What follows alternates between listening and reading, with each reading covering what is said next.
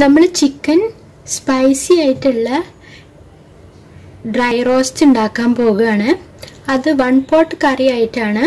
അതുകൊണ്ട് 1 ടീസ്പൂൺ മുളക് പൊടി, 1/2 ടീസ്പൂൺ മഞ്ഞൾപ്പൊടി, 1 ടീസ്പൂൺ ഗരം മസാല പൊടി, 2 ടീസ്പൂൺ മല്ലിപ്പൊടി, 1/2 കിലോ ഉള്ളി, കൊടം വെള്ളുള്ളി, ഇതൊരു 75 ഗ്രാം ഉണ്ട്. സോറി, ഇതൊരു 80 ഗ്രാം ഉണ്ട്.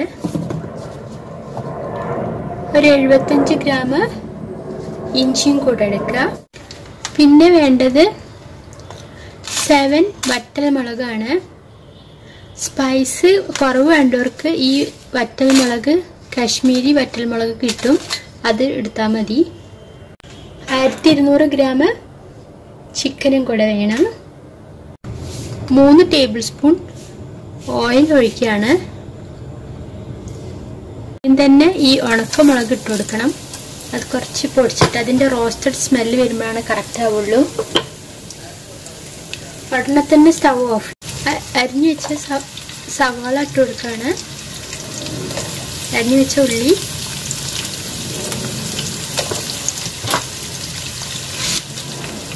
നമുക്കിപ്പം ചതച്ച ഇഞ്ചിയും വെള്ളുള്ളിയും ഇട്ട് കൊടുക്കാം.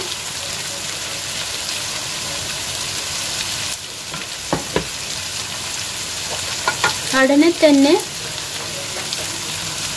1 ടീസ്പൂൺ മുളക് പൊടി, 1 teaspoon garam masala powder, 2 spoon മല്ലിപ്പൊടി,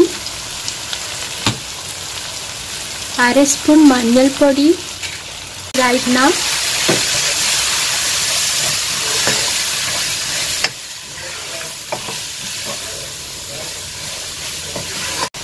ഞാനിപ്പം 3 ടേബിൾ സ്പൂൺ ടൊമാറ്റോ സോസ് ഒഴിക്കുകയാണ്. 1 ടേബിൾ സ്പൂൺ സോയാ സോസും കൂടി ഒഴിച്ചു കൊടുക്കുകയാണ്. This makes it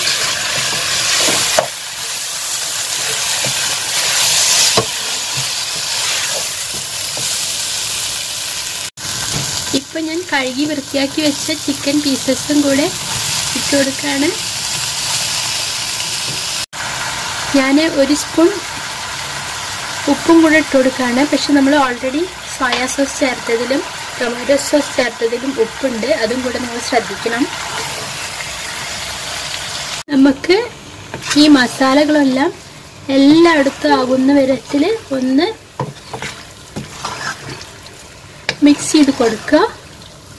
അത്രയും മതി. ഇനി നമുക്കിത് മൂടി വയ്ക്കാം. ഇതൊന്ന് ഇനി മൂടി വെച്ചിട്ട് കുറച്ച് നേരം ഒന്ന് വേവിക്കാം. ഇപ്പോൾ 10 മിനിറ്റ് ആയിട്ടുണ്ട്. നമുക്കൊന്ന് തുറന്ന് നോക്കിയാലോ. ഞാൻ ഇനി 1 പിടി മല്ലിച്ചപ്പും കൂടെ ഇതിലേക്ക് ഇടാൻ പോകുകയാണ് കഴുകിയിട്ട്. ഇനി ഇതാ അറൗണ്ട് ഒരു 10-20 പുതിനയും കൂടി ഇതിലേക്ക് മല്ലിച്ചപ്പിൻ്റെ കൂടെ നമ്മൾ കട്ട് ചെയ്തിട്ട് ഇടാൻ പോകുകയാണ്. കട്ട് ചെയ്ത് വെച്ചിട്ടുള്ള മല്ലിച്ചപ്പും പുതിനയും കൂടിയാണ്. ഇതും കൂടി നമുക്കൊന്ന് മൂടി വെച്ചിട്ട് വേവിക്കാനുണ്ട്.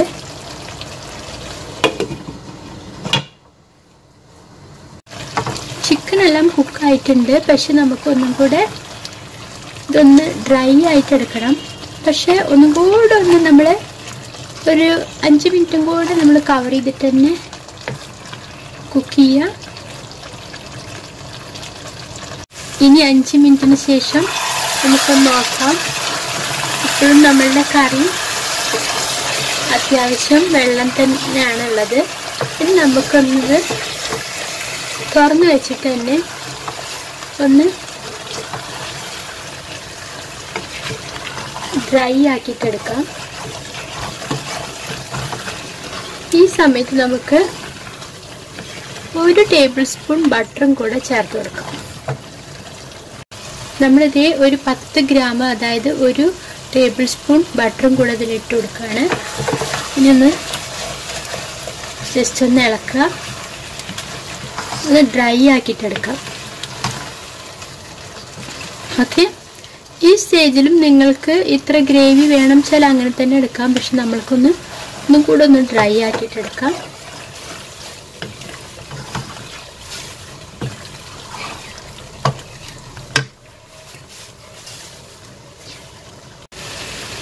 ഇതിപ്പോൾ നമ്മൾ ടോട്ടൽ 50 മിനിറ്റ്സ് ആണ് എടുത്തിട്ടുള്ളത്.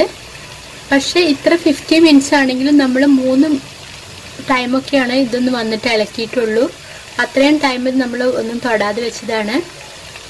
അതുകൊണ്ട് തന്നെ ഇത്ര ടൈം എടുത്താലും സൂപ്പർ ടേസ്റ്റിലുള്ളൊരു കറിയാണ്. ഈ സമയത്ത് നിങ്ങൾക്ക് വേണമെങ്കിൽ ടേസ്റ്റ് നോക്കിയിട്ട് ഉപ്പ് വേണോ ചേർക്കാം. പക്ഷെ എനിക്കിനി ഉപ്പിൻ്റെ ഒന്നും ആവശ്യമില്ല, എല്ലാം പെർഫെക്റ്റ്ലി ഓൾറൈറ്റ് ആണ്. I am very confident. അപ്പോൾ നിങ്ങൾ ഇതെന്തായാലും ട്രൈ ചെയ്തിട്ട് പറയണേ. ഈ ക്യാപ്സിക്കം ഞാൻ ഇട്ടതൊരു ഭംഗിക്ക് വേണ്ടി മാത്രമാണ്. ഇത് ടേസ്റ്റിലൊരു വ്യത്യാസം വരത്തില്ല. നമ്മൾ ഗ്രീൻ ചില്ലി ഇതിലേക്ക് ആവശ്യം വന്നില്ലായിരുന്നു. പക്ഷെ ഇത് ഭയങ്കര ടേസ്റ്റാണ്. ഇത് നിങ്ങൾ ട്രൈ ചെയ്യുമ്പോഴത്തേനും ഞാനിനി പുതിയൊരു റെസിപ്പി ആയിട്ട് വരാം. Okay, then bye.